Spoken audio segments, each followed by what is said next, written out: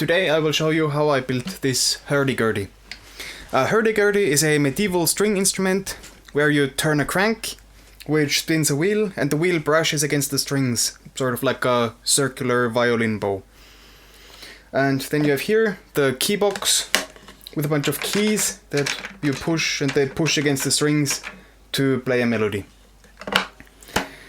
Now a year or so ago, I built a lyre myself, which I built totally from scratch, but unfortunately that's a lot more difficult with a hurdy-gurdy. There's a lot of intricate parts that have to fit together absolutely perfectly. So this is a Nerdy Gurdy Fortran, which is a plywood kit that you build yourself.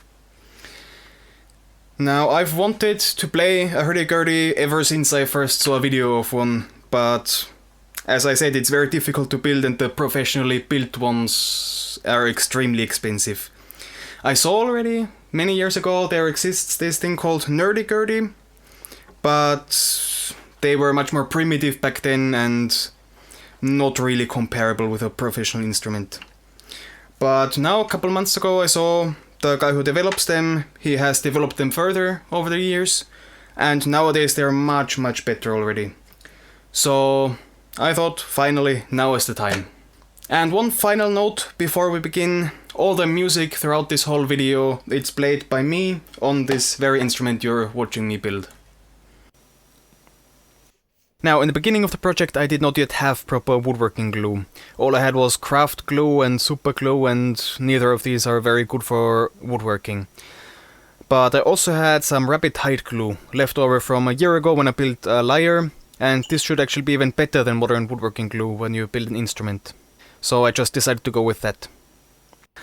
And I'm gonna skip over large parts of the assembly process since it's really just me gluing together plywood parts. If you're building one yourself and gluing together the parts is something that daunts you, you might want to start with an easier project to build up your confidence.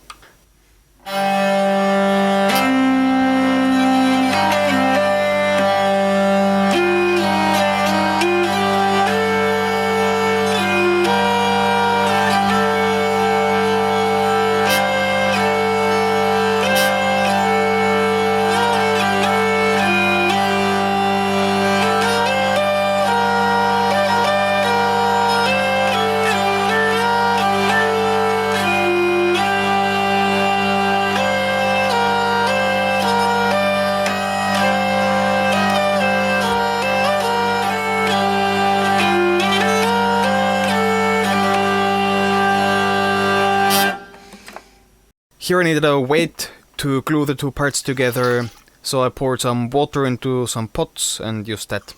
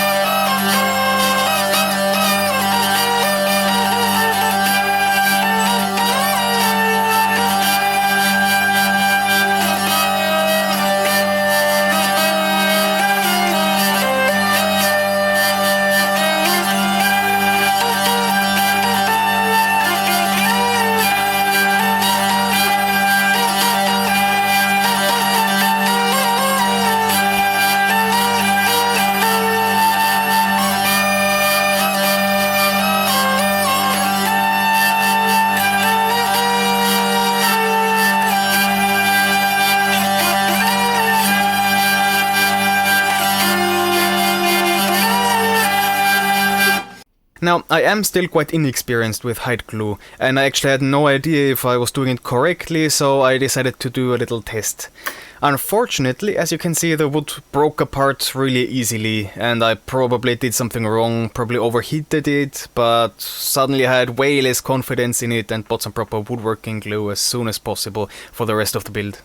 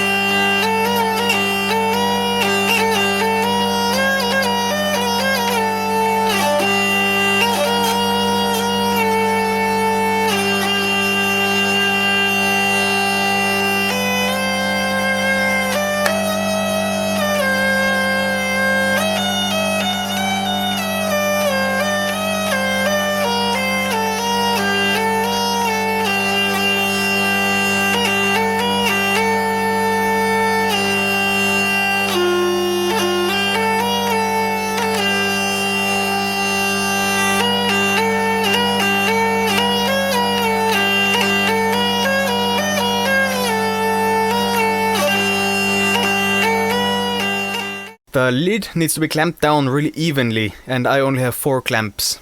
They're really expensive too, so I can't just go out and buy another 8 of them, so instead I bought a bunch of heavy-duty screws, washers, nuts, and used them to clamp it down.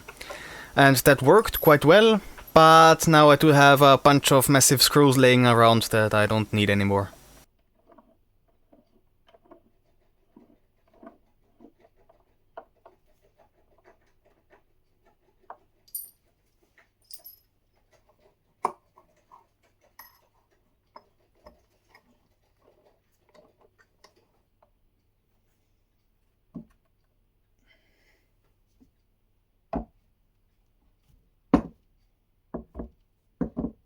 The Nerdy Gurdy relies a lot on 3D printed parts to keep the price down. And I'm sure they're fine, but I just really didn't like the way they look, so I decided to carve every visible 3D printed part out of wood instead. I also applied some veneer to some of the flat surfaces to make them look nicer. And since I'm going for a red and gold color scheme, I then dyed the veneer yellow as a base color. And finally, it's time for color. Now, if you're also building an instrument and you're watching this video for advice, please don't take it from me. I'm a total beginner at varnishing and I'm probably doing a lot wrong. In fact, if you have experience with varnishing and you see me making a mistake here, please let me know. Nevertheless, I wanted to try out a violin style workflow, so I used a lot of traditional oil varnishes. First though, the wood needed to be dyed. Since I'm going for a dark red, I started with a brown dye, sanded it off a bit to make it lighter, and then went over it with scarlet red. This is a dye, it soaks into the wood, doesn't leave a surface, and over that I then went with a base coat varnish, 3 or 4 layers of dark brown varnish, and finally the top coat. And with this dark varnish and underneath the red shines through only in certain angles and the whole instrument is dark, but then when the light hits it just right, you get that red shine. But remember, this is still traditional oil varnish, which is much softer than modern polymers and acrylics, so it's going to wear down over time under my hands.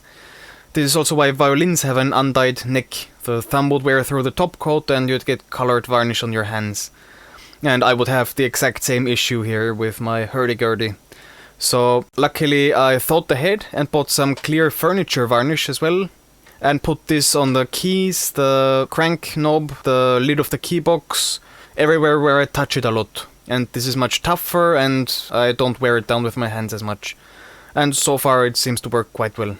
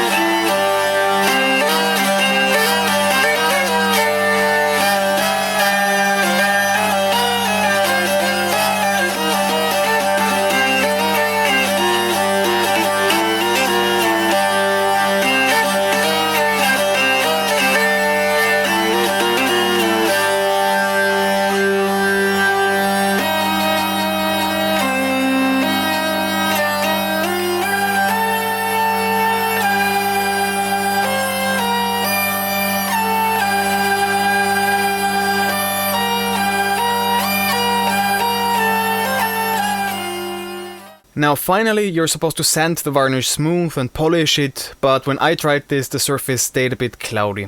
So instead I just put on another layer of varnish and left it at that. I actually like the slightly textured surface that this leaves. And now it's time for the final assembly, and you can hear the very first tones it made.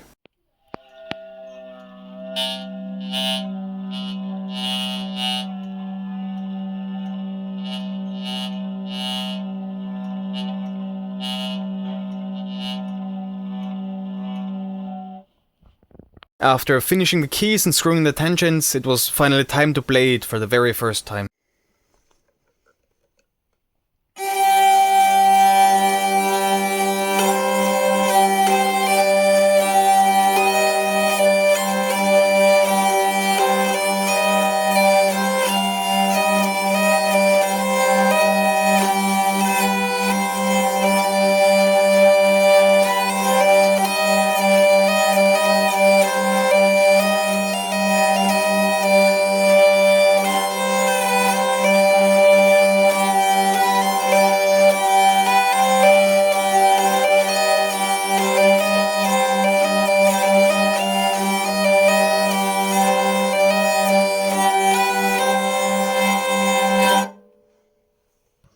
Now, before I leave you, I still want to show you a couple comparisons of the sound.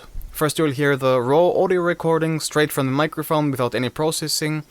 After that I'll equalize it so that it sounds roughly like I myself hear it while playing. And finally I'm going to process it a bit further to where I think it sounds best.